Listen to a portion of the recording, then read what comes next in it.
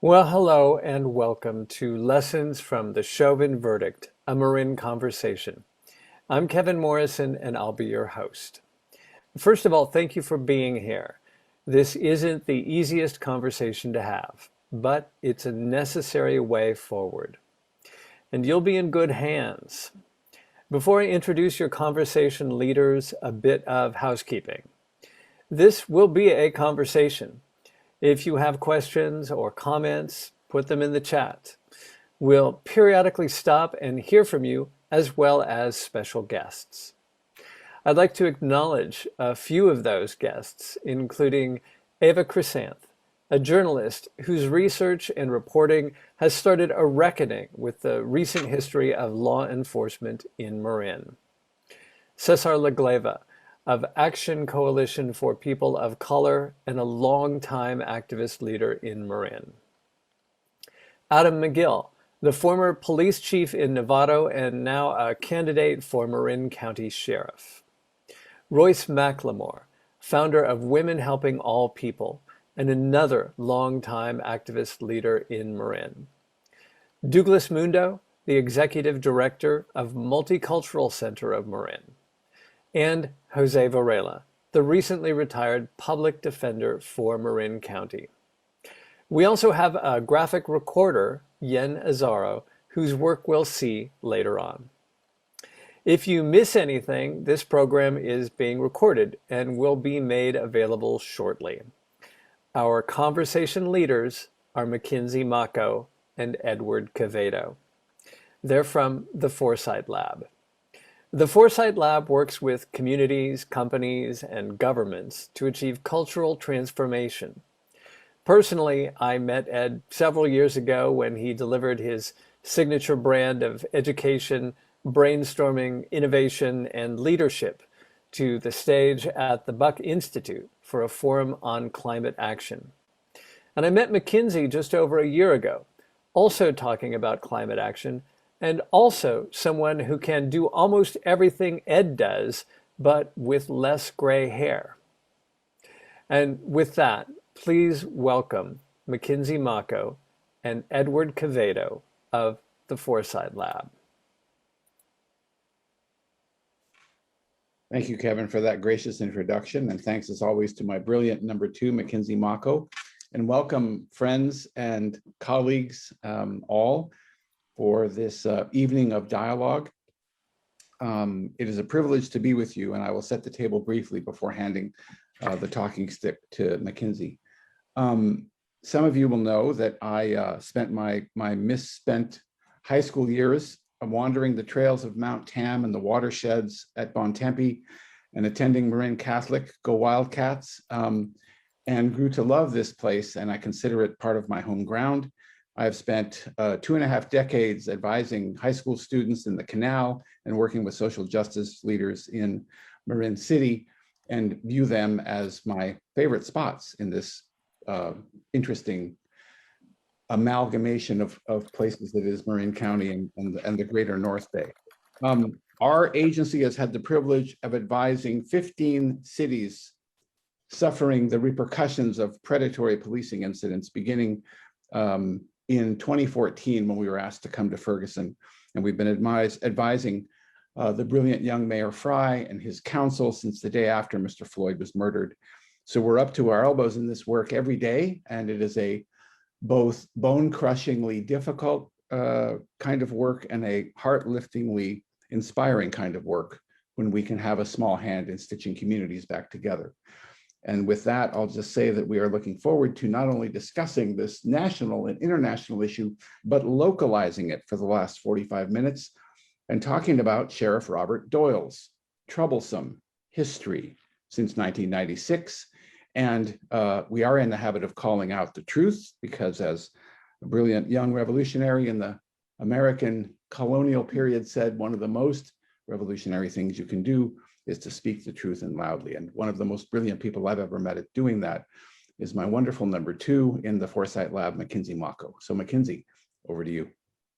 Thank you, Ed, and thank you, Kevin, for the introduction. It's very funny. I appreciate that. I'm guessing I'll probably start sprouting a few grays in a couple years. Who knows? I think maybe I already have a couple. Thanks, Ed. I'm blaming that on you.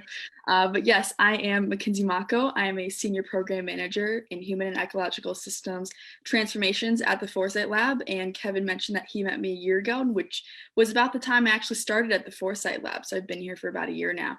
Started off as an intern, and I am now senior program manager. And I am basically Ed's number two. So I help him shape, form, and perform the commissions that we have and find. So I will kick us off. I'm going to start us off with the history of policing. For me, this was really enlightening because this is a lot of information that I never have learned elsewhere, especially not in school. And I think this is just a great place for us to start off. So I will just take the next 12, 15 minutes with the history of policing. And I will toss it back over to Ed afterwards. Policing in America had two origins, the night watchman and the slave patrol. The night watchmen in the colonies began in the late 17th century. The watchman's main duty was to warn of dangers, but it was highly ineffective because they would either sleep or drink during their volunteer duty. In addition, some men were just evading military service or were forced to be watchmen for punishment. Slave patrols began concurrently in the South, meant to chase down, apprehend, and return runaway slaves to their slave owners.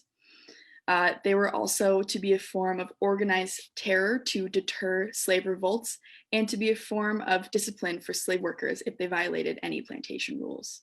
In the 1830s, the first centralized municipal police department was formed in Boston, followed by New York City, Albany, Chicago, Baltimore, New Orleans, and more.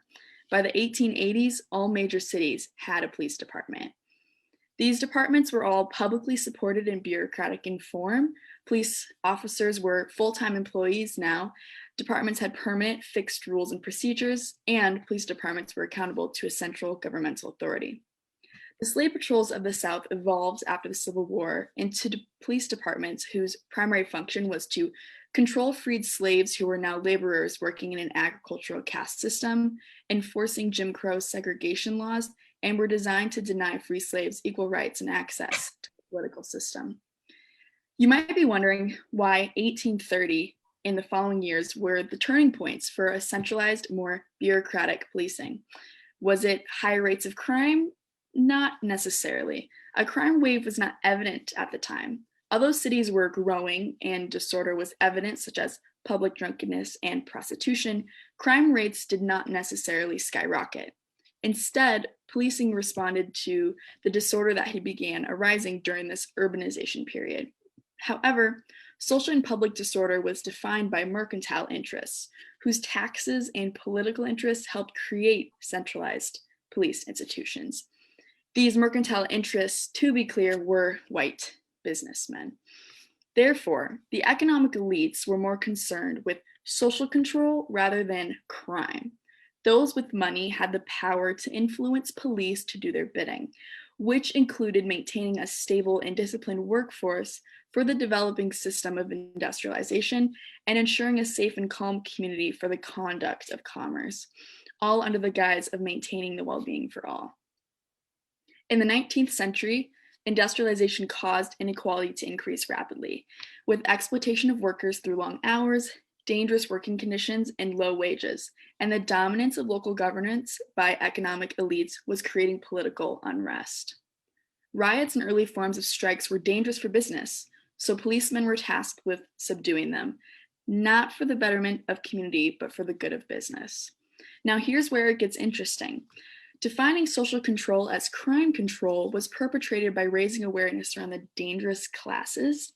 The dangerous classes were viewed by the majority white community as biologically inferior, morally intemperate, unskilled, and uneducated, which supposedly led them to be more prone to public drunkenness, crime, political protests, and worker riots. This underclass was made up of poor foreign immigrants and free Black citizens. In this way, this class of people became synonymous with crime, and that policing should be directed towards these bad people rather than social and economic conditions that are criminogenic in their social outcomes. And we still see this today. Now, I want to repeat that for you because it is important. The very social and economic conditions that sworn police officers are called upon to police are themselves criminogenic in their impact. In other words, society as a whole is perpetuating crimes against these underprivileged victims of predatory policing. And I want to give you an example to reinforce this point. Back in April, on the 15th, Adam Toledo was murdered at the hands of an officer. He was 14, I believe. He was a child. And he was murdered, and a prominent woman who works in the field of speaking out for children made a video talking about this, and her overseers turned to her and said, "Hey, you can't say things like these because he was a gangbanger." And she said, "I don't care what he was a child." So instead of blaming the whole system, why is this child here? It's just the child's fault. He's the problem. He is the bad person. In addition, this turning point created a police force that was reactive to becoming preventative. This meant that police had a constant presence in these dangerous classes' everyday lives and were authorized to use force. The idea was that police could stop crime before it started by subjecting everyone to surveillance and observation. The result was what we see today in hamlets, towns, and big cities across America. The police force is essentially an occupying army in all communities of color with a fundamentally suspicious and adversary relationship. Consider this in comparison to the protective and service-oriented relationships propagated by police forces in wealthy white communities. Obviously, these early American police forces were corrupt and brutal, especially because they were under the control of political figures. Police systematically took payoffs to allow illegal drinking, gambling, and prostitution. Police organized professional criminals like thieves and pickpockets, trading immunity for bribes or information. They actively participated in vote buying and ballot box stuffing. Loyal political operatives became police officers. Promotions within the police departments were sold, not earned. Police drank while on patrol, and they were quick to use peremptory force. The late 19th century saw many strikes, and with that, strike breaking by police forces. They used either extreme force to break up strikes with horses and batons, or more subtle tactics that included numerous public order arrests to reduce the amount of people that could strike at once and deter striking in general. Striking then became synonymous with crime instead of workers' rights, all while serving the interest of economic and political elites. So, by this time, municipal police departments were ingrained in the political machines of cities. They took bribes and worked in the interest of only a few. They were not only corrupt, but police departments were helping create social corruption. Now, police officers during this time also sheltered the homeless, they monitored infectious epidemics, and performed other civic duties. Although these tasks were necessary and important, they were used more as a political front to deter suspicion of citizens of their usefulness and to please politicians. With prohibition in the early 20th century, the corruption continued. Major cities had over 20,000 speakeasies operating in them, where social elites could continue to consume alcohol. Crime syndicates erupted with wealth by delivering the alcohol. However, all this crime could not have taken place without the bribery and corruption of police departments. By this time, policemen were once again watchmen for organized crime, and corruption was blatant. During this corruption, commissions were hired to review police departments, even starting in the late 19th century. They continued through the 20th century and up to today to review the effectiveness and corruption within departments. Although commissions do bring issues to bear, they only observe, recommend, and then dissolve with little impact on reform. Now, reform tried to take place in the emerging police professionalism in the 1950s that emphasized the centralization of the police function with military-style organization and discipline. This reform increased tensions between police officers and civilians, especially minority younger males, with their aggressive measures such as stop and frisk. The professionalism became more of police repression in that it created departments that were authoritarian, isolated from the public, inward-looking, and defensive against any form of criticism. There was also no change in the racist and sexist hiring practices that had persisted for the last century. In the 1960s, social and political unrest was occurring in the United States. With the civil rights movement and protests against the Vietnam War, police interference with the use of brutality and oppression further tainted the image of police. We also cannot forget Lyndon B. Johnson's War on Crime in 1965, which allowed for government funding to supply local police with military-grade weapons, weapons that were being used in the war in Vietnam. It also saw officers patrolling Black neighborhoods and arresting Black citizens at a rate far higher than other races. Therefore, policymakers and those in charge once again criminalized Blackness, leading to even more patrolling and arrests. Then, in 1968, Johnson's crime bill distributed funds to more than 80,000 crime control projects. Funds that were meant to enhance societal well-being, health, education, and housing were given instead to police operations. When Reagan came into office, however, social well-being was pushed aside and funding was diverted to policing and prison building. More Americans went to prison between 1965 and 1982 than between 1865 and 1964. So I just want to say that again. More Americans went to prison between 1965 and 1982 than between 1865 and 1964. That is a very crazy statistic. More and more social services were closed at this time, such as mental hospitals, health centers, and early childhood education. And by 2016, 18 states were spending more on prisons than they were on colleges and universities. The more our social fabric falls apart, the more police have been deployed in an effort to piece things back together. Now we come to 2020, to the present day, and George Floyd, and to the countless other men and women who have been murdered or damaged at the hands of police. The issues we see in policing today have been there since the conception of the first police department in 1830. A culmination of issues and failing to address the shortcomings of education, social services, public health, gun regulation, criminal justice, and economic development has led us to policing today. I do not want to discount the majority of police officers who are dedicated public servants and risk their lives every day doing their civic duty. They are needed and important, and they're there to help. However, there's a pandemic of bad policing confronting us, and by all statistical indications, it has grown more virulent in the last 10 years. The conviction of Derek Chauvin is not the beginning or even the end of a decades-long fight of justice and equity. Today, we will discuss the lessons of the verdict and what it means for racial and social justice, policing, and American society as a whole.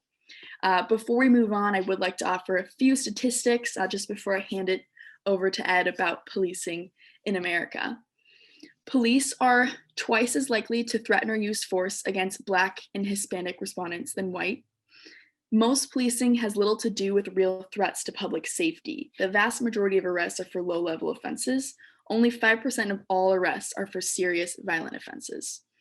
Police in all of Finland fired 6 bullets in 2013. And in an encounter on a single day in the year in 2015 in Pasco, Washington, 3 policemen fired 17 bullets when they shot and killed an unarmed 35-year-old orchard worker from Mexico. In the first 24 days of 2015, police in the US fatally shot more people than police did in England and Wales combined over the past 24 years. Policing criminal law violations cost taxpayers over $63 billion each year. Thank you so much. I will now toss it back over to Ed.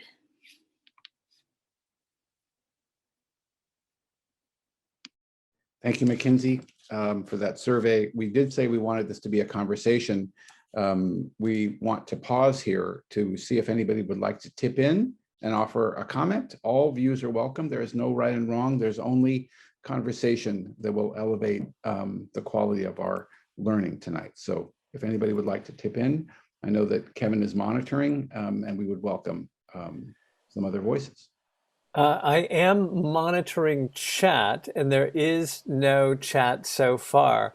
But Ed, it would be interesting, I think, at this point, maybe if Mr. McGill had anything to sort of add to the discussion. He's here, I think, to listen a lot, but I also think he may have something to say. Just what you've heard so far, Adam. Is that an option for you here? Sure, Kevin. I'm never one to be without words, so thanks for calling on me. Yeah, alarming stuff, right? That's a lot to take in, a lot of history there. Heard a lot of things that come from the new Jim Crow book. I'm sure many of us have read, and we hear a lot about the term systemic in these days, and there's an awful lot of systemic going on in our society, not just in the police. As Mackinzee referenced, it's often the police that are the ones carrying out some of these things that come from whether it's in housing in our government, the history of how housing was developed here locally, right? Particularly, there's a lot there, but back east, there's stories of how neighborhoods were built and how some of our urban centers came to be. What I heard one comment that just pained me, and being a police professional, in my view, what we do is noble and important, and it matters to people, and we make a difference every day. But there's truth in what she said too. That when she said occupying army in many of our BIPOC communities, it just breaks my heart, because it doesn't have to be that way. It doesn't.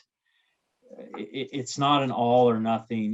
Unfortunately there's some even close to us here that believe that it's an either or scenario, and policing doesn't have to be that way. We can treat people with dignity and respect and equity, and you can still reduce crime, and you can hold cops accountable. And at the end of the day, ultimately, these policies have proven both practically and through research that we're all safer because of it.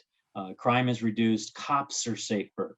They're not wrestling with people because their legitimacy is questioned every day with every stop they make. There's a higher degree of trust in what they say. They're believed in court. So we all win when we treat people equally. So I'm sure I'll have more to say later, but I'm looking forward to the conversation tonight. Well, thank you, Adam, and thank you, Ed and Mackinzee, for getting us off to a great start. Who next?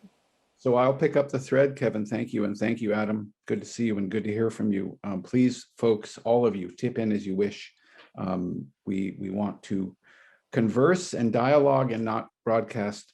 The program calls for us to do three more things tonight: to talk briefly about the trial, and to talk about the verdict, and then to invite a roundtable conversation about the lessons. For 30 plus years, I've been doing civil rights litigation. The lab is configured as a cultural transformation, house of learning, a think tank, and a civil rights law practice. And so in addition to spending 6 months in the prosecutor's office of Santa Clara County when I was a baby trial lawyer, I bring a little bit of understanding to this, but I will say that in the lab, we bring also hopefully more humility, because we seek understanding, not knowledge, and shared truth, not positions. The trial is important to remember, folks, because of the first press release issued by the Minneapolis Police Department an hour after Mr. Floyd was declared dead. That press release read, I'm just about quoting here, "Man dies of medical incident during arrest. Man dies from medical incident during arrest." And that narrative would have held and been the narrative of the events, but for the courage of a 17-year-old young woman who stood there and taped the event. This is the reason that there was a trial. Hennepin County Judge Peter Cahill had a history of being a fair and resolutely strong judge. He was appointed by a Republican governor, He had served with honor as both a prosecutor and a defense attorney, and he was given the case. Because of a conflict of interest that is inherent anytime a district attorney prosecutes police who he works with every day, the wisdom that held sway in the state of Minnesota brought the Attorney General's office in to prosecute the case.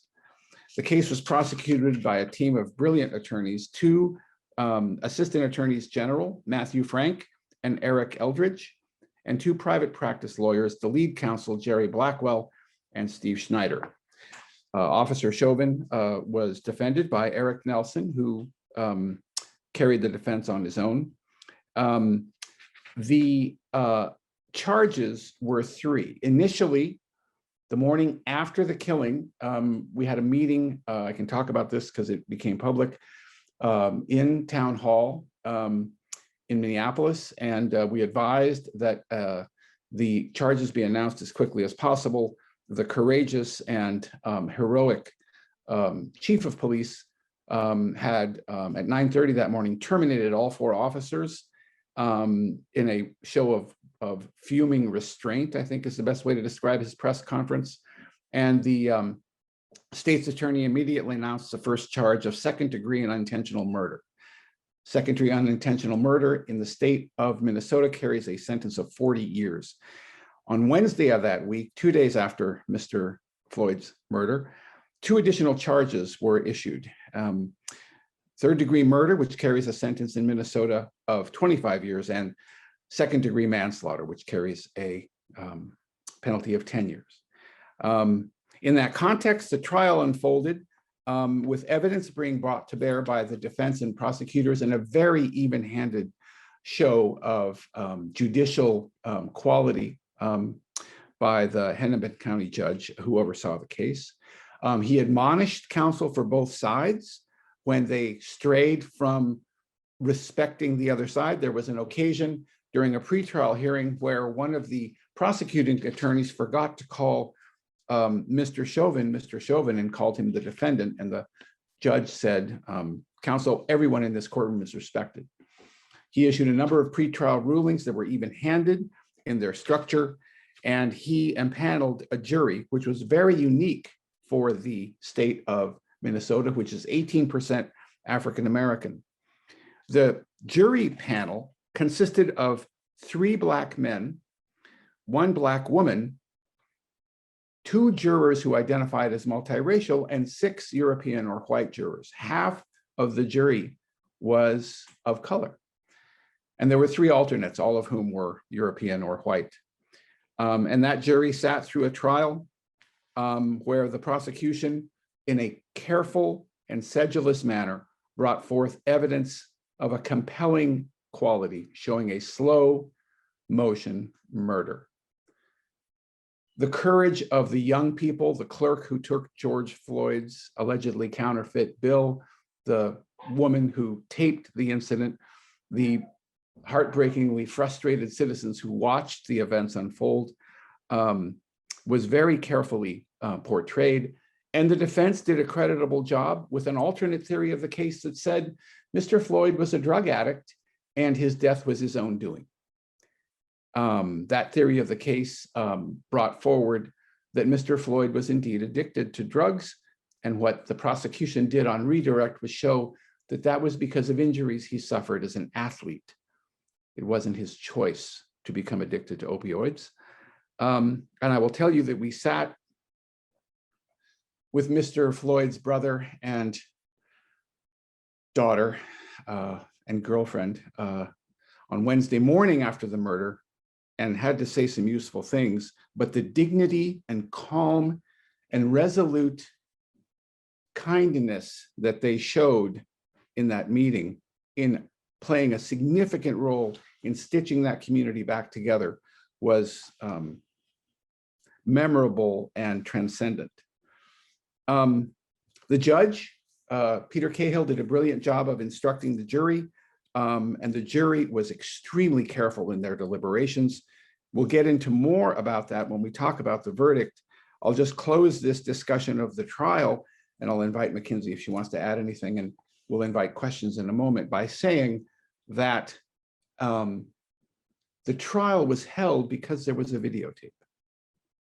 Since the end of the Second World War, there have been over 400 murders of innocents, all but 3 people of color, by sworn police officers. And as Mackinzee said, in our national television interviews and our essay writing for national platforms, we have been, I hope, sufficiently diligent in saying that the vast majority of sworn police officers in the 18,000 police departments across our country are heroes. Every day, they have to get it right all the time with no margin for error. And to the 90th percentile, they do. But as Mackinzee portrayed, scholars from every political spectrum have researched the history of our police department, and it is not of our police departments in this country, and the story isn't told. It certainly isn't taught in the extremely fine and high quality high school classrooms of Marin and Sonoma counties, which I know well. So this context that we're providing hopefully gives us an opportunity to discuss the verdict and its lessons and what's going on in Marin County and how we move forward as fellow citizens and embrace the needs of our African-American and Hispanic brothers and sisters and do our work of being a country that is post-partisan in trying to address these issues better, because we certainly haven't done a really good job of it up until now. So I'll pause there to see if Mackinzee, you want to add anything? Honestly, no, I would like to hear from others first before I add. Sure. Please, Kevin, we'd love to see if anybody would like to tip in at this point. Yeah, I think that if I may, I'd like to ask Cesar Lagleva to just weigh in, talk about what he's heard and where we're going with this discussion. So, Cesar, let me add you up here. Well, it's a pleasure to be here tonight, and thank you for having me, Kevin, and the rest in the room. Again, my name is Cesar Lagleva, and I wear many different hats in the community. So I'm listening to Mackinzee and Edward, sort of trying to formulate my thoughts and from what angle and perspective I'm trying to share some of my thoughts. That one from perspective of former Human Rights Commissioner, longtime resident immigrant of the Canal neighborhood, as a clinical social worker, as a board member of prison law office, a former board member of prison law office. So I just want to just sort of contextualize this, because what keeps on landing for me is the institution of policing. And what I mean by that is the institution of policing as it relates to systems, culture, and practice.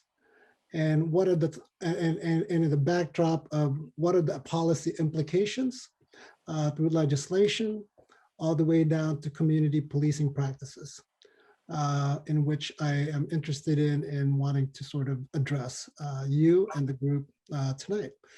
So if there is a comment and a question, it would be in the form of how we see ourselves as a community in driving legislation policies that can really attack systems and institutions and policies that have eroded the confidence of many residents, particularly BIPOC residents, against police department. I want to also be very clear that it's easy for me and everyone in the room just to attack individual police officers or law enforcement officers. And I want to be very saliently clear as much as possible that my criticisms is lodged on a system of oppression, okay?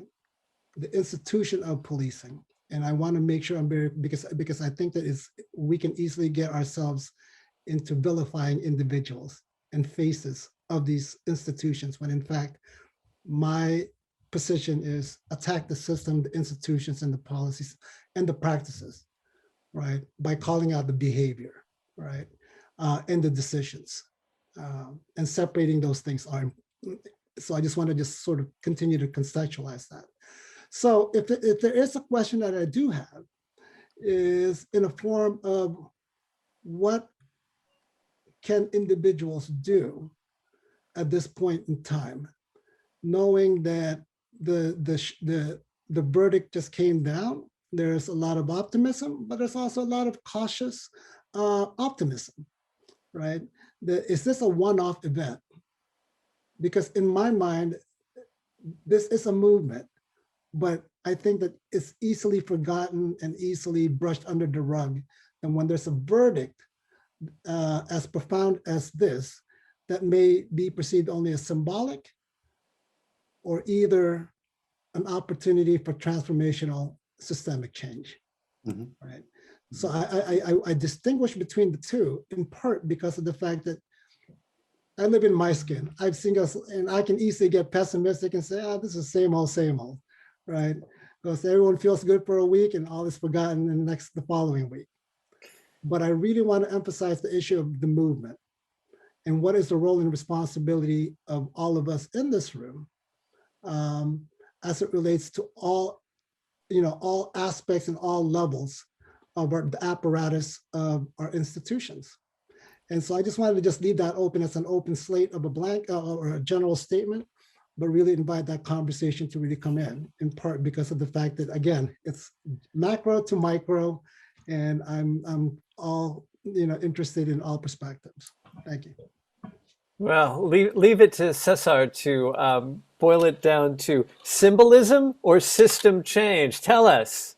Right. Yep. It's beautiful stuff, Cesar. Thank you. And it's good to see you. So I'm feeling energy from around the room, but I want to toss it to Mackinzee, and then I'll offer a thought to enrich the dialogue, Cesar, because you've set the table for us to discuss the verdict very nicely. So thank you. Mackinzee? Yeah, well, I don't want to take too long, but yeah, the celebration after the verdict, I feel, was short-lived because there is work to do. I mean, was justice really served, or was it just a one-off event?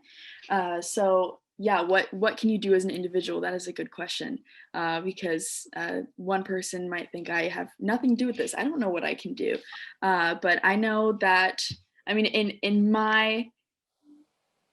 in my city, Ed and I have actually gotten the chance to reach out to our police department and give them our thoughts and opinions, basically just as citizens, not as necessarily as a consultancy or creative change advisors. We were just like, what is the police department doing right now to uphold human rights and social justice? And we got some very interesting feedback, and they're working on a citizen review board, which most of you are probably familiar with, which reviews basically police activities and any complaints against them. And it's a step in the right direction. So it could be maybe applying to be a part of a citizen review board, seeing how you can get into that to uphold police officers and complaints against them. It also could be just reaching out to local police departments and asking them where are they at right now with their social justice efforts, and what are they doing to uphold human rights and racial rights, racial justice as well. So yeah, Ed and I reached out to our police department as citizens rather than just social creatives to understand what they were doing, understand them as human beings, but also their role in the system as well. And it was super interesting to learn a bit more about them, because they were a lot more progressive than I thought they were for a Midwestern town such as Cedar Rapids, Iowa. And we got to talk to them a bit about the Black Lives Matter movement and the walking down the street. What did they do with people who were protesting? And instead of placing barricades to hold off people from continuing to march for their rights, they instead barricaded the road so that the cars wouldn't get in their way. They allowed the protesters to walk down the street and exercise their right to do so. Instead of clashing with them, they allowed them to do what they should be doing. And even actually, they started to climb on the police department building. They were literally climbing up the building. And Chief German, who is the chief of police, basically told his officers, hold off, we're going to let them do what they need to. They need to do this, and so we're going to let them. And there was no damage. There were no arrests made. And Cedar Rapids is a really small town, so obviously the protests were really small, and there were only a few protests. But it was really interesting to understand a bit more about my local police department in general. So it could just be one small step is reaching out to your local police department and trying to ask and learn a bit more about what they're doing to uphold social justice and human rights. Mhm. We should say, we didn't say that Mackinzee leads our Midwest Bureau out in the heartland, Cedar Rapids, Iowa. And it has been a privilege to get to know Chief German and to see the preventive work that he's done for 8 years, so that when the Black Lives Matter protests emerged in this town very close to Minneapolis, the protests were facilitated. He met with the leaders of the protests weeks in advance to ensure that the route was protected. And the fact that they're setting up a CRB at this point just says that the best only get better. I will say also that Mayor Keisha Lance Bottoms, who we advise in Atlanta, also took tremendous steps after the killing in her town, and is another signal leader who shows no tolerance for any kind of conventional approach other than police stepping in as brothers and sisters to the protesters. And it's from that we have this beautiful picture that we used in some of our discussions with communities of police officers kneeling with protesters in the wake of George Floyd's murder. I will say also that we've had the privilege of working in Novato for a few years, and we know that during the time that Mr. McGill was the police chief, that the same tenor of policing as a true public service with compassion and a sense of community was regnant in a town that I was proud to live in during my graduate school days and thereafter. And to go back to Cesar's question, there's a couple of things that we'll talk about more, and we want to invite others in, but Federalist Paper 13 says that when the government does things that are inconsistent with the values of the country, it's the duty of the people to be in the streets protesting. And movements of social conscience in this country, which we have studied with care to frame our responses to the current crises that we face, have two key ingredients: courageous citizens who make it impossible for politicians to stay on the sidelines, and brilliant, effective jurists who use their office to do justice. And in the middle stand hundreds and hundreds and hundreds of heroic sworn officers doing their job, largely without recognition, staying out of the newspaper, and insufficiently compensated under terrible working conditions. They just go about being saintly, and that needs to be acknowledged.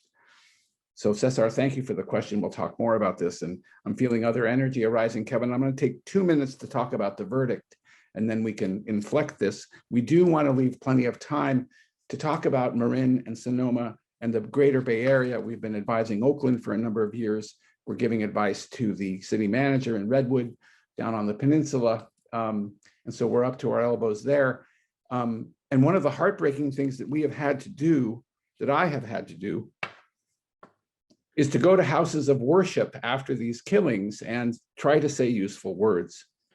And there aren't any. But the heartwarming part is that we have a generation of leaders coming up, so brilliantly represented by my colleague Mackinzee, who will not tolerate old ways. And we have a prescription to fix this problem that we'll share at the end. I identified the charges for you that were leveled against Officer Chauvin. The judge gave a very balanced set of instructions to the jurors, taking 75% of the instructions requested by the prosecutors and 25% of the instructions requested by the defense counsel, and in a very elegant recitation, answered all of their questions. They asked for one clarification during their deliberations, which was the definition of reckless disregard for the life of the victim, which is an element of 2 of the 3 charges under Minnesota law. And the judge clarified that for them. It was a 3.5-week trial. And I received a phone call from a colleague on the Lawyers Committee for Civil Rights under Law, under whose banner we litigate civil rights cases. And she called me up when the jury was instructed and said, "How do you think it's going to go?" And I said, "Well, I think they're going to be out for a long time. If they're stuck, and there probably will be a hung jury, because you'll know that a shadow of a doubt only needs to be raised in the heart of one juror for the jury to return a not guilty verdict." I said, "Or they'll be out briefly and they'll come back with a conviction. And I don't know how it's going to go." They returned very quickly and in a restrained but impassioned declaration, the foreman of the jury announced that all 3 charges were convictions. And the camera panned to Officer Chauvin, who was impassive at the moment, and he was cuffed and led from the room in a moment that hopefully will stand as much as a historical inflection point as some of the sad stories that we all know too well. And so we had a verdict. And I will caution you that, as some of you will know, perhaps, unfortunately, there was potential reversible error that occurred in the trial, which is currently on appeal. The good news is there is a very progressive and fair-minded state Supreme Court in Minnesota, but unfortunately, a member of Congress issued some very true comments about what would happen if there were an acquittal before the jury was sequestered. And under Minnesota law, that might lead to a reversal of the conviction. On the other hand, we have sentencing hearings coming up, 2 of them for Officer Chauvin, and 3 more trials. So the rest of the story remains to be written. I'll stop there, Mackinzee, to see if you want to add anything about the verdict. And then, Kevin, we'd like to open the space. I know that we're going to be joined soon by our brilliant colleague, Azzaro, who practices the craft of graphic recording, both digitally and in person. She runs a practice out of Ypsilanti, Michigan, where she does brilliant work, both in education and in the arts. And Yen, we're so privileged to have you. You'll see some of her work at the very end. But I want to open it up again, Kevin. I'm going to step back before we come to lessons and talking about Marin, Sonoma, and the North and Greater Bay Area region on these issues to see if people would like to tip in. Thanks, Ed. I do think that Stephen Bingham has a question.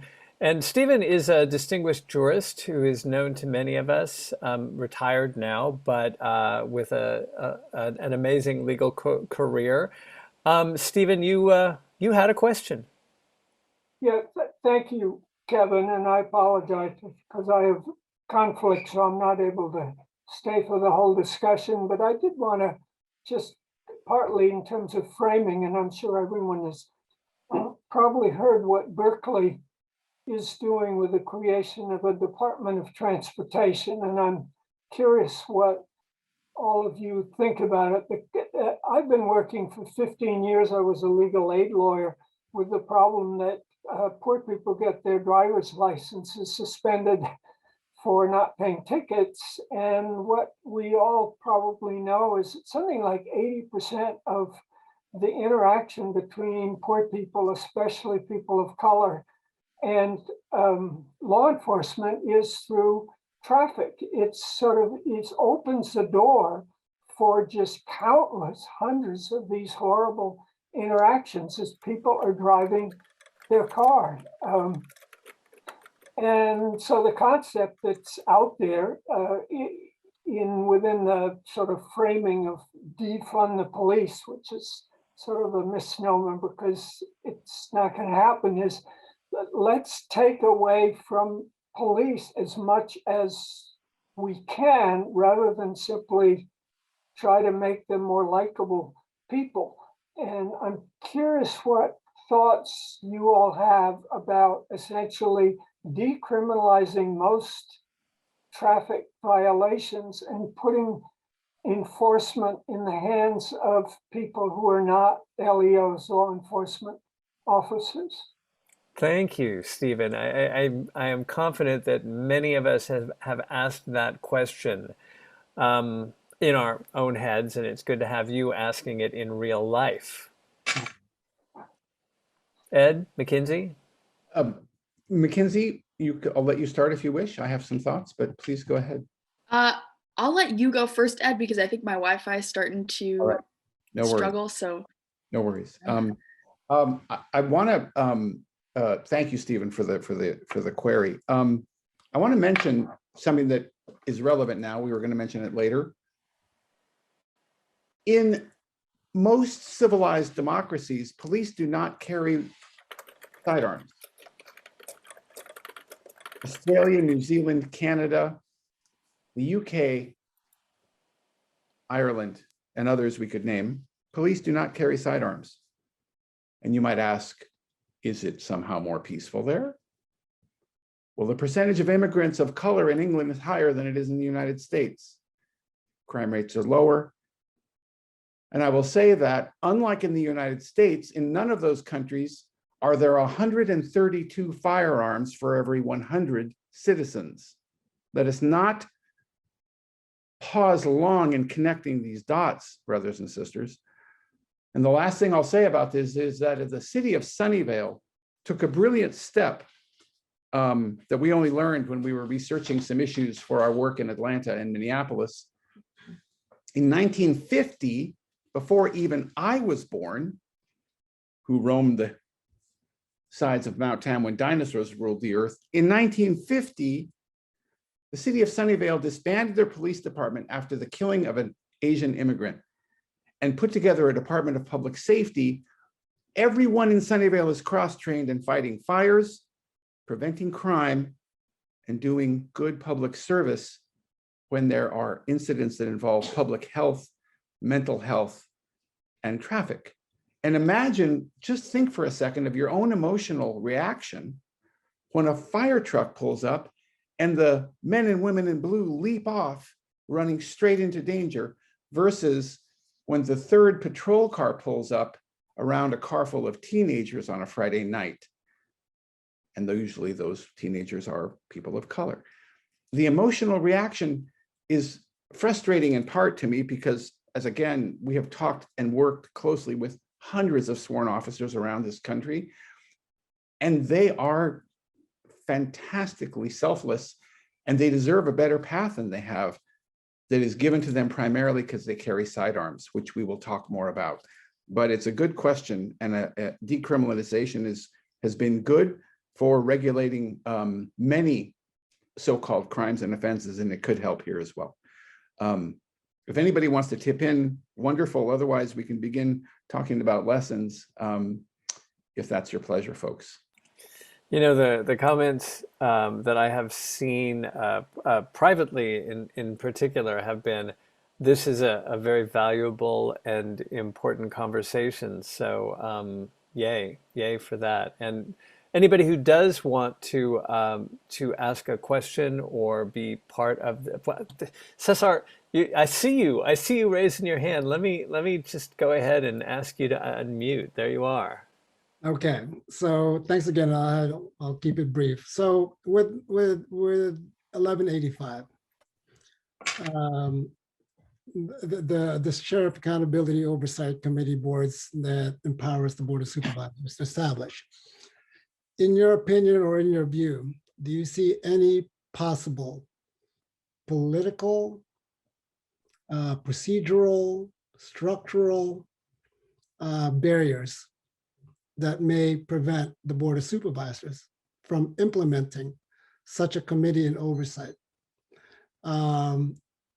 If the Board of Supervisors in any county is interested or is compelled to establish such a system, because I'm trying to really get at what are the potential barriers for establishing this, especially if the powers of the Board of Supervisors have been broadened to establish such an oversight. I will say that as a legal matter, there are no barriers. And as you'll know, Cesar, this work of cultural transformation requires two ingredients: political will and social knowledge. The social knowledge is building, but as Mackenzie's brilliant recitation of our history reflects, much of it is not known, but if it were better known, the social knowledge would be stronger. It's always the political will that's an issue. And I'll answer your question by saying it could and should happen if we take the lesson of another of the Federalist Papers written by all people by Alexander Hamilton, the most bougie, high-end, fancy member of the Federalists, who in Federalist 15 said that elections are not about winning, but about an articulate conversation with fellow citizens about the issues of the day. If our politicians at the local, state, and federal level weren't interested in careers in politics, they might be able to find the spine or the other body parts necessary to stand up to the gun lobby, to stop being tribalistic in their messaging, and to do what legislators in Australia did in 1985. In 1985, there was a conservative government in place in Australia. It is a democracy. There were 3 killings of Aboriginal people at the hands of police that were intolerably awful. And the conservative prime minister introduced a bill to ban guns throughout the country and to reimagine policing without sidearms, knowing that he would lose the next election by so doing. And in the Parliament of Australia that spring, they passed his legislation, and 15 members of Parliament from the Conservative Party lost their seats, and willingly so, because they know then what we should learn here, and that is that politics is not a career. It's an opportunity for public service.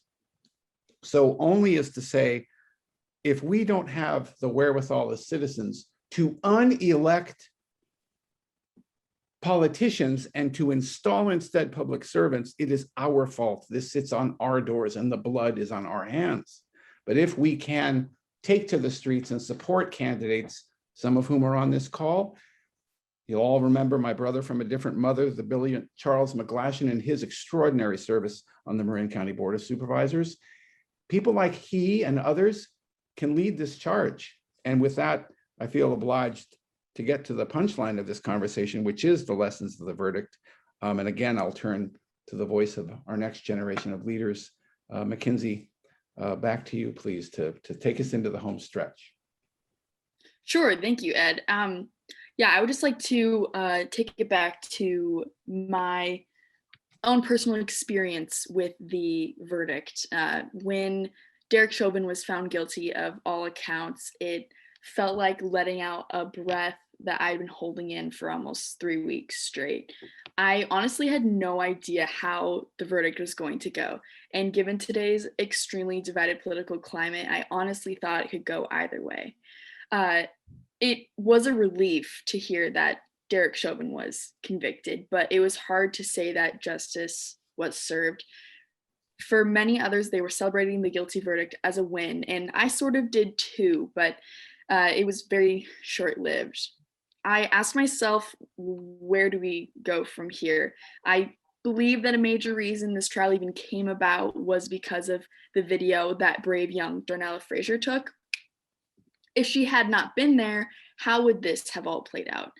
And what about the countless other unjustified police killings that were not caught on video? I learned a few things from this trial, but we would like to open up to the circle to invite you all to weigh in. It's a culmination of issues. It's not just a policing issue. It's definitely a social issue and social well-being. And it's the gun issue. We have more guns in the United States than we do people. How can we disarm our policemen if we cannot also disarm the militia that we call our civilization? I believe, well, Ed, you said 132 per 100 people, but I saw somewhere it was 120. Either way, like, that is a crazy amount. That's a lot of guns. The next highest country that has so many guns per people is Yemen. It's 52 guns per 100 people. And like Ed was saying, in those countries where officers are disarmed, their civilians are also disarmed. And we're fighting fire with fire here in the United States, and policemen are also terrified for their lives because you have a population that is heavily armed with weapons of mass destruction. So I think we can't solve the policing issue without also solving the gun issue we have here in the United States. But that is just a small piece of the puzzle. And I would like to open up to you all and understand what are the lessons that you took from the Chauvin trial and verdict. You know, I want to jump in here, Mackinzee, and say thank you for teeing that up, but also invite Jose Varela to say something, because he is the smart man who sits and listens and recognizes the truths and sifts through all of the things, and he's done that for decades. Jose, is it okay to ask you what you're taking away from this thus far? Well, first of all, thank you. This conversation has been incredible.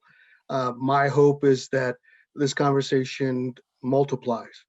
The number of us that are in this call, this type of conversation, with its depth, with its knowledge transfer, and with its empathetic approach, is an incredible one that should be heard by many. I'm glad to see Carol on this call, policymaker. I'm glad to see Adam on this call, because the reality of the changes that we're talking about, the transformational changes that we're talking about, are to some degree is exactly what Mackinzee said. This is just one trial.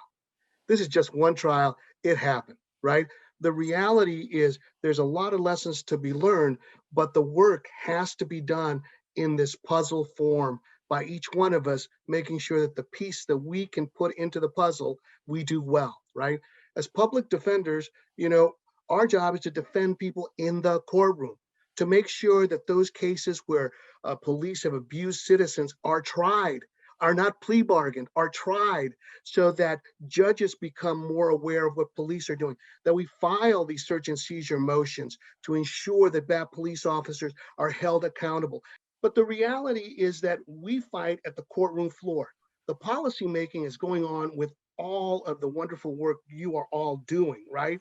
And people give us information all the time. And sometimes we wish we could do everything, that we could be not only, litigators in courtroom, but policymakers of the demands that some people want from us, right?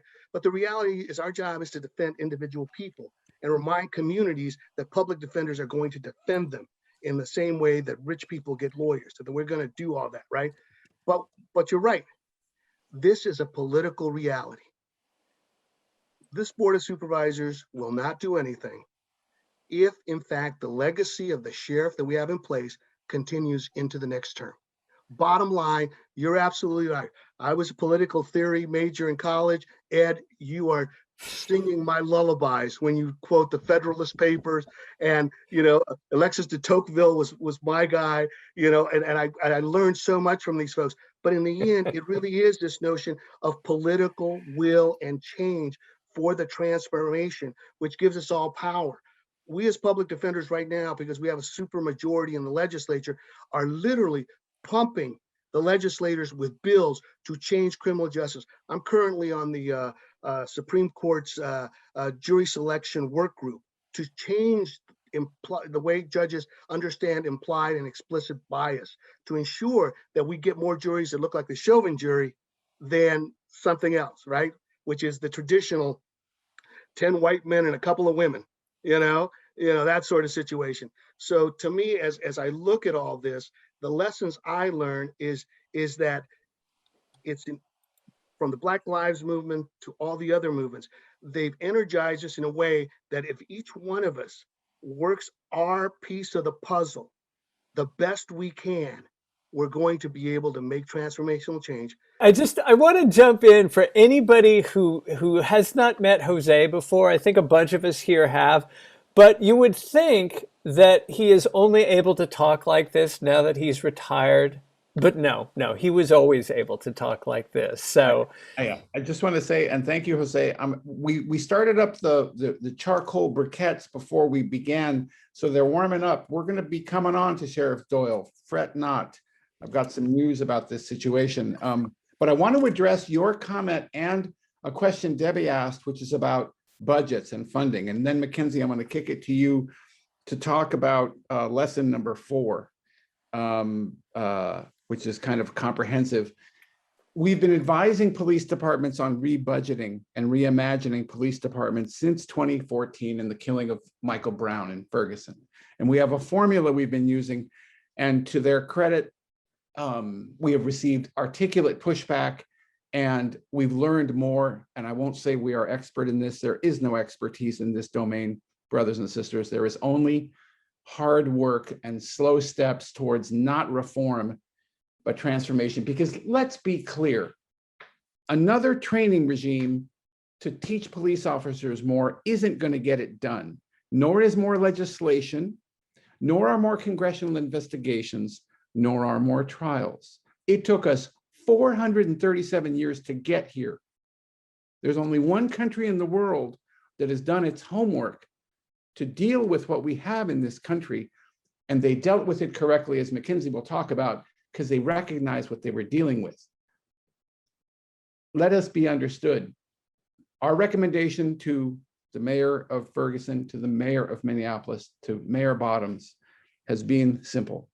25% of the existing police budget should go to what we call cops and robbers. I was a prosecuting attorney. We have bad people in our communities who run meth labs and use kids as drug runners and commit crimes for the sheer sake of exercising their broken humanity. We need good, strong, capable, well-trained peace officers who will go into the teeth of danger and protect us. But 25% of the budget of any police department should go to mental health services in the hands of people who don't wear uniforms so that they don't become targets, but they work hand in hand with their brothers and sisters who wear the blue. 50% of a police department's budget should go to building community. And the social science is categorically clear in every public policy institute in this country, and there are 108 who have written papers on this, that when you reallocate, not defund, but when you reallocate policing budgets, which are statements of values, things become very different. And the case of people who, through no fault of their own, are 13-year-old innocents on the streets of Chicago, like Adam Toledo, run a better chance of seeing their 21st birthday. And people who are sick and need help won't be injured by police. And we've done the research. An expired license tag is not a capital crime. It does not warrant the death penalty from a single actor who's judge, jury, and executioner shooting in the back. And if the outrage doesn't become much more transparent, this pattern will continue. Luckily, in the lab, we've stumbled on a formula, and we're working with the Biden administration on it. And my wonderful colleague Mackinzee will tell you a little bit about lesson 4, but I just want to offer one thing before you go, Mackinzee. I was confused by the celebrations that began to trickle out in the world after the verdict was published, because I thought, the fact that justice was served in one case should be pedestrian. Why are we celebrating? Because go back to that original press release that would have controlled the narrative. Mr. Brown's murderers were never brought to justice. So there's reason for hope. Mackinzee, over to you. Sure, thank you, Ed. And I can start, and then I'll let you finish this up. But what Ed is proposing here is something we wrote about back in, oh my gosh, was it like the end of last summer, I Yep, believe, July. about replicating the end of apartheid in South Africa. And to do so, they implemented a National Truth and Reconciliation Commission. And that's what we propose we need to do today here in America, because we believe we still have a form of apartheid. We're still segregated, whether that be by the color of our skin or even just by our beliefs. A National Truth and Reconciliation Commission can bring us together. And what that is bringing voices from all walks of life, basically, all warring sides, as you could say, to talk and converse and to really foment real culture change. So that would include the police officers and people of color and non-people of color, just white people, anyone from all walks of life, to talk about their experiences. And this is it's a very intentional act of listening to one another and feeling one another and understanding, instead of just attacking one side and saying, you guys are wrong, we're right, and this is why we're right. It's tell us your experience. And we believe this would allow us to finally come together as a one culture and be united. But Ed, you can probably add a little bit more to that about the history in South Africa and how that worked. Sure. And again, we're trying to be provocative to invite conversation, but we're in conversations right now with General Garland about a national effort that would result in legislation possibly being proposed to give us another organ of federal government, because wise people in movements of social conscience have always said, from Dolores Huerta to Stokely Carmichael, from Dorothy Day and the peace movement to Dr. King, that the institutions that got us into this hole will not be the institutions that bring us out. And if we don't acknowledge that we're living in an apartheid regime, we cannot bring the right prescription to bear because we're misdiagnosing the problem. Adam Kahane trained me in the craft of statecraft and diplomacy, and he led the Montefiore process, which set the foundation beginning 2 years before President Mandela was released from 27 years of torture in prison, so that the country wouldn't burn to the ground, but instead would go through a peaceful transformation. And the Truth and Reconciliation Commission became a new federal department, a Ministry of Truth and Reconciliation in South Africa, to convene a 100-year-long multi-generational conversation to come to grips with their national stain. President Biden put a line of code into his Memorial Day speech and spoke impassionately about facing down our national pain and our national history of systemic racism finally. And through a National Department of Culture and Heritage, we can hold a generations-long conversation about the pain of not just our African-American and Mexican-American and Native American brothers and sisters, but the women and the transsexual and the people who just look and talk and have different kinds of accents, who are othered every day in small and deadly ways across this country. And only through such an effort can we finally put to bed the monster of systemic racism and othering, and everything else will fail. But this can succeed.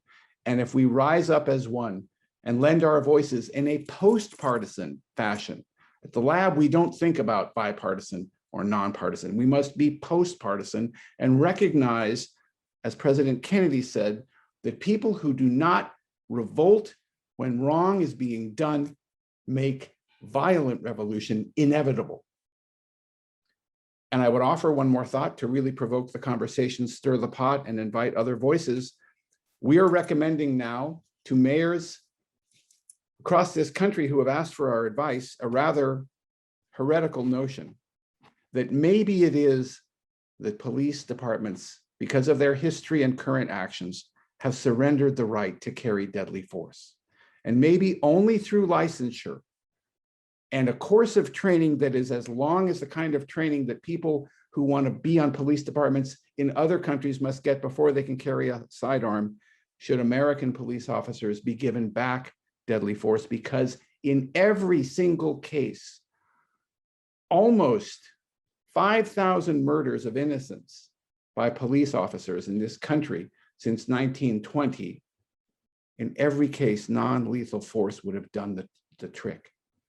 Tasers, pepper spray, batons, rubber bullets, they cause injury, they put eyes out, but they don't deprive people of their lives for the sin of having a burned out license plate light. So this revolutionary heretical notion that police officers should no longer have deadly force in their hands will gain us few friends. But it is our responsibility to speak the truth, and the evidence is clear, and 25% of police officers around the country should be retrained and earn the right, but they should be licensed, and if they abuse the gun, it should be taken away. Just like lawyers and doctors lose their licenses if they lead their own paths of self-destruction. So with those two inflections, we want to invite a conversation, and we're ready to go because I'm looking at the briquettes and they're nice and red, and maybe we'll also want to talk about Sheriff Doyle. So over to you all, and thank you, Mackinzee, for teeing that up, and we invite a roundtable dialogue now, please. I am certainly curious to know if Mr. McGill would have a thought or two here. I don't expect you, Adam, to chime in with thumbs up or thumbs down on any specifics here, but certainly there's a lot of provocative discussion on the table. How's it hitting you? Yeah, no, thanks, Kevin. A couple things that Ed said.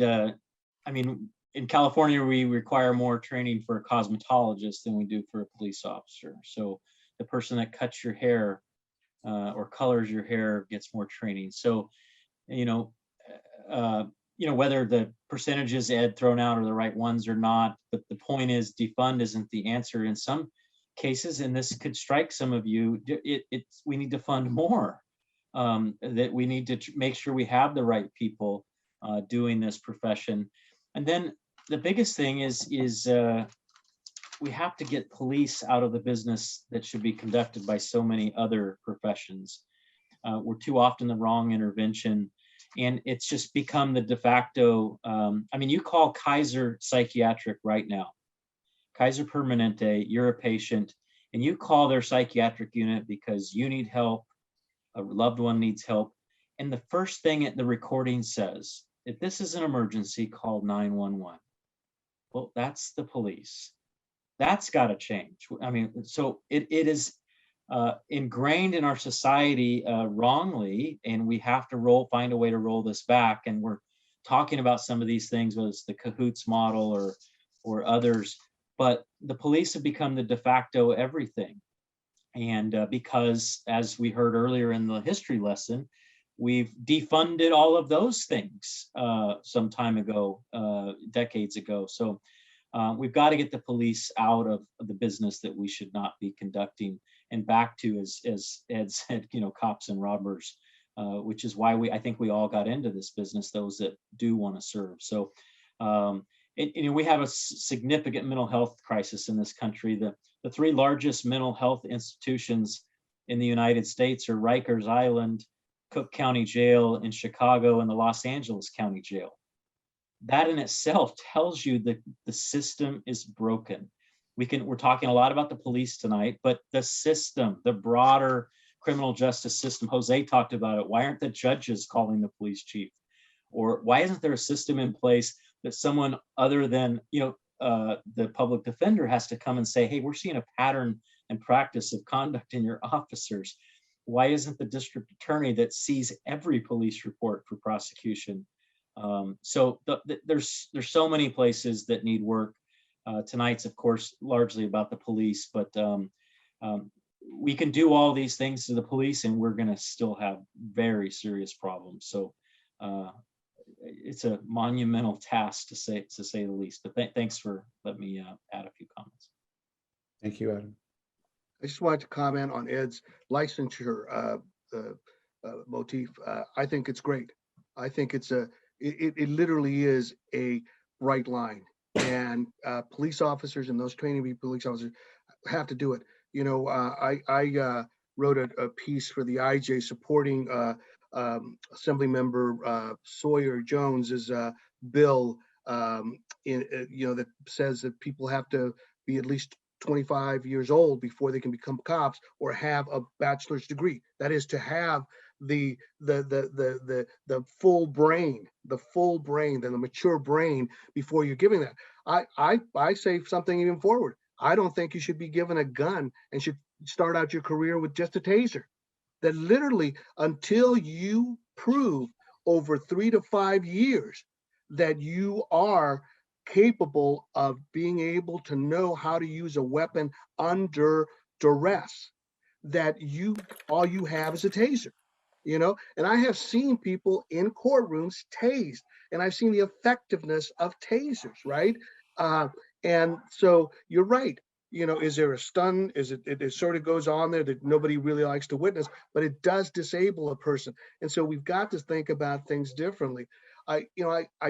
To me, the thing that really triggered me into seeing how things could be done differently is I was on a vacation in Amsterdam, and I saw a gentleman having a mental health breakdown right below me. We were in a studio apartment. I looked down and I said, "Oh my God, watch this. Let's see how the cops react to this." And so this guy's going on there and people are around him kind of concerned and everything else. All of a sudden a white van drives up, right? And all of a sudden out of the white van come two people in doctor's coats, right? In doctor's coats. And they sort of stay and they start doing their maneuvering around the person, and everybody's saying, "See, the doctors are here. The doctors are here." right? And so they sit down there and I'm watching 20 minutes of an interaction that literally is just basically people talking. And all of a sudden the guy quiets down, right? And then he gives everything over, right? And next thing I know, a cop car comes in with, they have the M16s or whatever it is that they have and everything like that. Cop gets out of his car, looks over there. They tell him not necessary, gets in his car and drives off.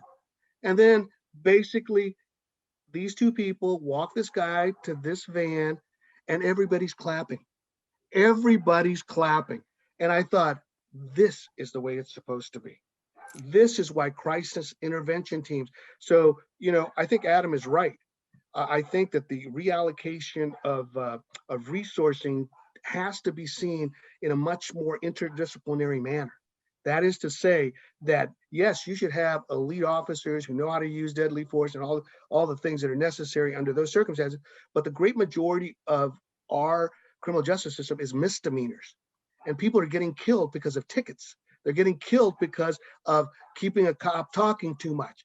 You know, it's not major crime. It's these incidental contacts where a young cop or a burnt out cop will become really embroiled in this relationship that says, I'm going to take control. And by the way, let me show you this gun, right? And so that this rethinking of it, I think, is going to be really important. But the more bright lines we create to say, if you're going to do this, this is what it's going to take, right? And you know, if you know, as we look at it, I know you said at one point legislation isn't the answer, but well thought out policy to be implemented with legislation, I think, is really a wonderful thing to do. Well said. Thank you. I see Cesar Lagleva raising his hand. Yeah. So Ed, you actually got me thinking when you, in one of your recommendations that 25% of sheriff's or law enforcement budget ought to be redistributed or reallocated towards community building efforts. And it brought to mind, and I'm going to introduce the whole idea of culture shift, right? Because quite frankly, I think often about like how we have been able to slow down the use of cigarettes. And that's an attitudinal shift over time, right? Back in the day, it was sexy, it was cool, you know, to smoke cigarettes. And here we are fast forwarding it to 30, 40, 50 years, 30, 40 years ago, later, you know, that we have an attitudinal shift in the way in we view cigarettes as it relates to public health and our own physical health. So that was a transformation over, let's say, 30 to 40 years of time. Okay, and so I think about it in that context. Because what would it look like, you know, for us to begin to think about community building efforts in a way that really shifts the attitudes of our society and our communities. And part of the mantra here that I often think about is that we are living under a strict and severe culture of fear and culture of violence. That is in our video games, that's in our media, that's in every fabric of our everyday existence, violence and fear. So I just wanted to get your take on, you know, if you have any specific recommendations when you said community building efforts, because I have my own version of that, what that would look like, but I want to get to the pragmatics of things. Like, what would that look like that would shift attitudes, shift culture towards that, you know, towards that endeavor? It's a great question, and I know there are other wise minds in the movie here tonight, but I'll offer a couple of thoughts. It's a great example, the smoking example. And, you know, I was raised in two contexts, in the barrios of East Los Angeles in the 1960s and on the dusty streets of Delano and Ceres and Salinas during the farm workers movement. And I remember the first time I heard Mr. Chavez give a talk, this wonderful, powerful man, 5'8", pounding on the lectern, saying, we will take the heel of the most powerful economic force in our state off of the necks of our people, brothers and sisters, and we will do it nonviolently. And he used a boycott. Powerful cultural transformation. And I want to broaden the aperture in the context of your question. We are citizens of the world. I learned at Marin Catholic in the 1970s from a brilliant history professor that it is our job to be citizens of the world. And I know that the fine schools, public and private, that we have in the North Bay teach this. And we have in front of us another conflict, to call it out, in the Middle East that has defied any effort to etch away at its embedded systemic apartheid behavior. And as citizens of the world, I think we need to call upon our president to dial up a little bit more humility and dial back a little bit less of the reactionary response. Cultural transformation is the game. We used to think in the lab that it was social change. It's not. Social change is window dressing. The lives of our children and those yet unborn, whose spirits are speaking to us tonight, to get it right, deserve nothing less than cultural transformation, which doesn't happen. But as you said, Cesar, through policy, through a national effort to shift hearts and minds so that we don't any longer have politicians who are receiving millions of dollars from the gun lobby, wringing their hands after innocents are killed in grocery stores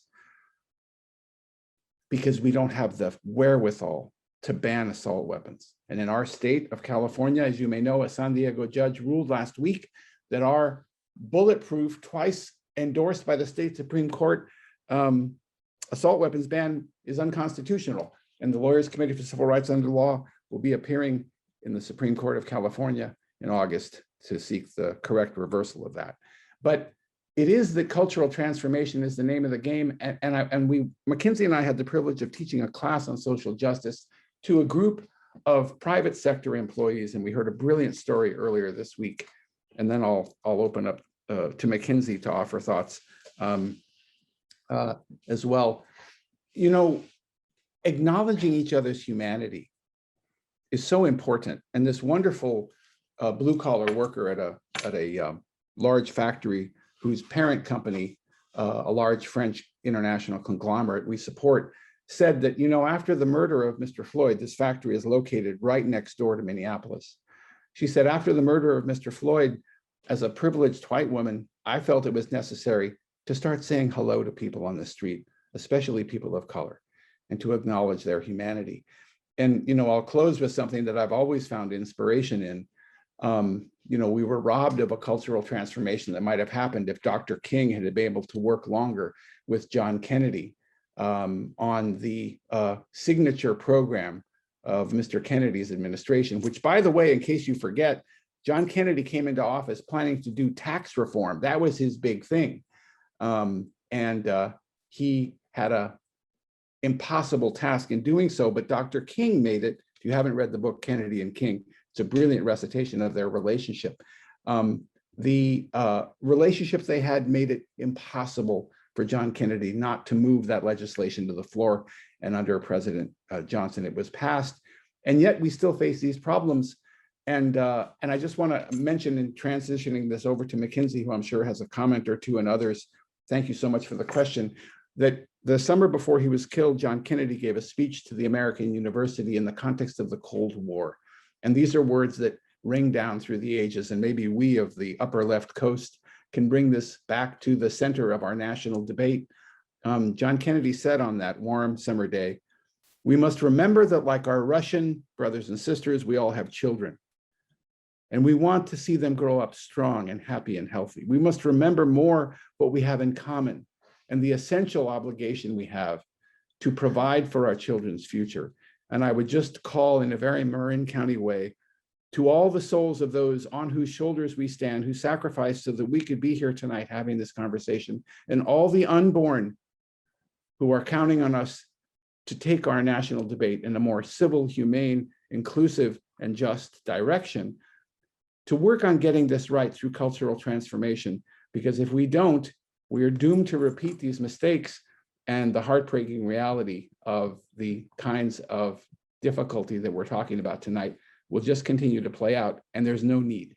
There's just no need.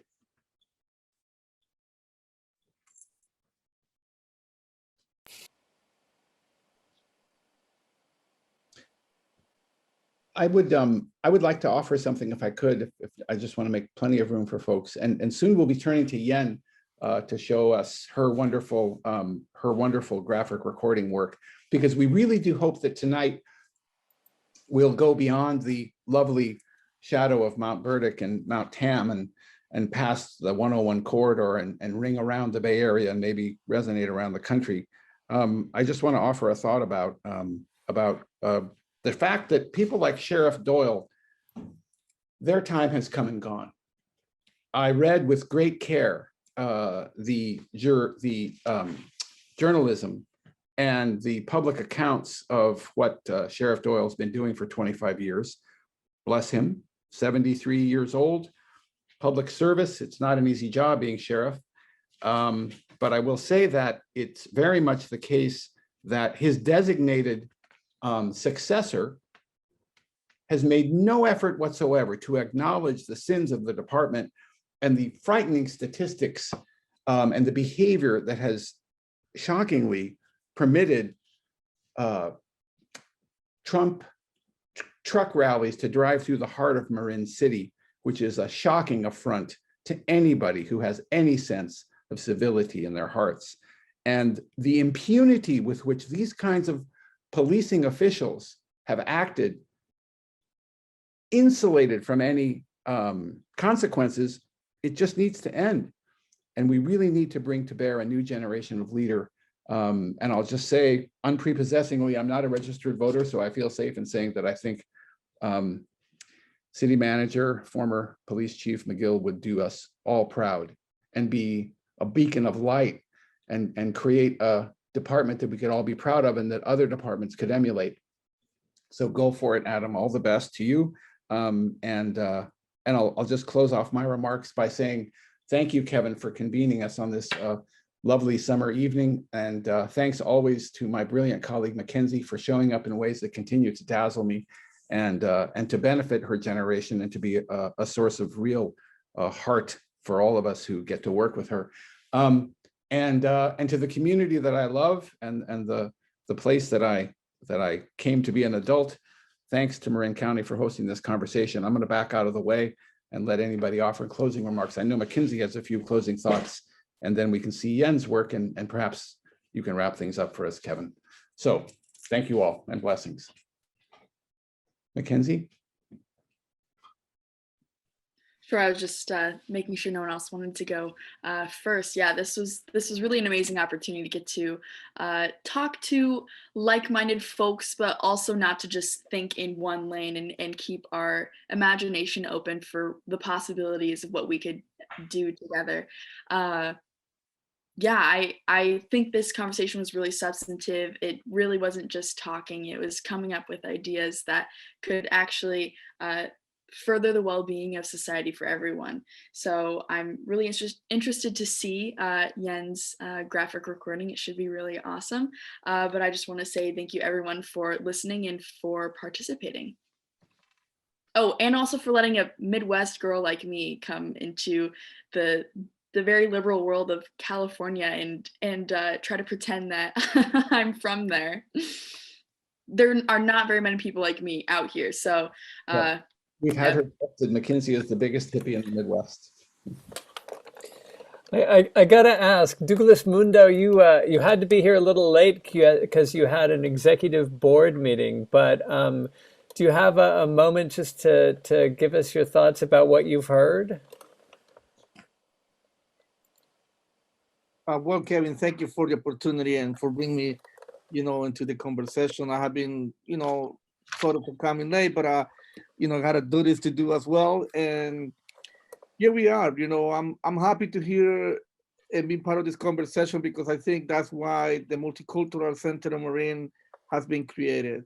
One of the ideas that when we started back in 2000 and trying to respond to the need of the immigrants community and see the needs and the lack of culturally appropriateness of local institutions and sometimes local government and how to work with people, and it's still happening, was one of the major, challenges that I saw. And I think over the year, we have been trying to communicate with our local government institutions, and sometimes it's really hard. First of all, because uh, sometimes we have been considered for many years outsider, right? Aliens, whatever name we have been receiving. But at the end, we're just human beings, right? And that we came to this community, like myself, not knowing that this was Marin County. The only reason why I came to this community is because the only person who was able to open the doors to me was living in San Rafael. That's the only reason. I didn't know nothing about Marin County. But once we come and we start learning about the nitty gritty and, seeing a beautiful county that is in the headlines as the most inequitable county in the state of California, that's not something that I feel proud of, because I'm feeling now, after 20 years living in this community that is becoming my community, I got family now here, and I need to figure out how to protect my family, ensure that it's not going to happen to what is happening to other kids in our communities, right? Or other people of color and being killed, and and yes, once again, trying to do my best to protect them. But there is so much I could do.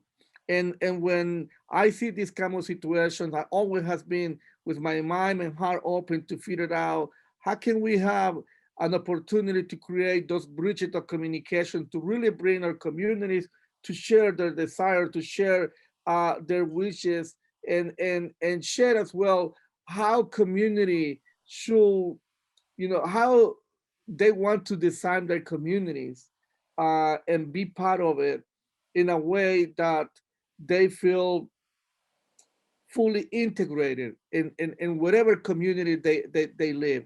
And it has been really hard to see the pushback and see once again the kind of rhetorical issue once again, or discriminations, and not putting attention to what we said, because like it or not, we are in this community, we are part of this community, and the state of California, is more and more brown and more, and I don't know at what point, at some point, we need to accept that this is, we need to live together in the same community, regardless of color, regardless of economic, social, status. But I will say the challenge has been always to work with human beings, because that's the hardest job in this world, work with human beings. And I think trying to figure out how to change and transform this work, I think it starts with ourselves.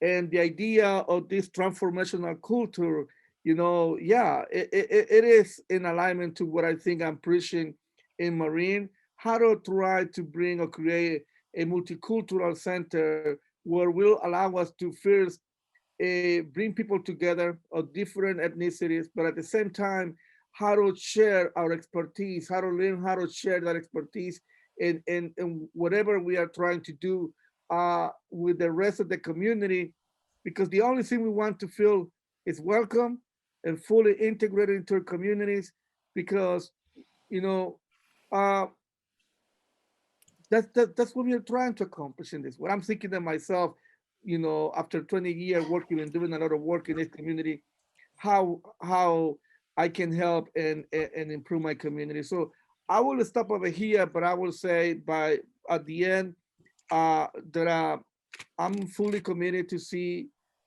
how Marin can turn from being in the headline as the most inequitable county in the state of California, and then see if I can try with our effort to shift that in being the most equitable county in the state of California and be proud of being on the headline.